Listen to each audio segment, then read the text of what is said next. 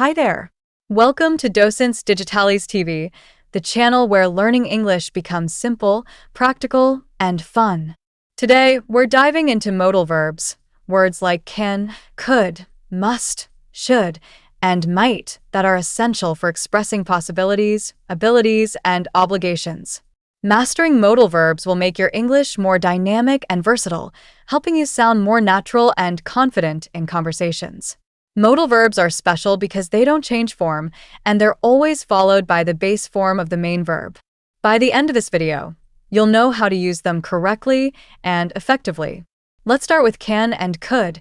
Can is used to talk about ability or permission. For example, I can swim. Ability, you can use my phone.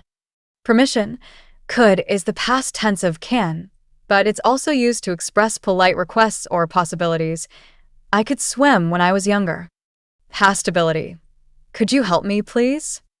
Polite request, it could rain later. Possibility. Next, we have must and should. Must is used for strong obligations or to show necessity. For example, you must wear a seatbelt. I must finish this project today. Should is softer than must and is used to give advice or recommendations. You should drink more water. We should leave early to avoid traffic. Now let's look at might and may, which express possibilities. It might snow tomorrow. You may enter the room now. While might suggests a lower probability, both words are commonly used to talk about things that could happen. Here's how you can practice using modal verbs. First, start with simple sentences. Practice sentences like, I can play the guitar. You should call your friend. We must hurry to catch the train. Second, expand or practice by asking and answering questions. For example, can you drive? Yes, I can. Should we order pizza?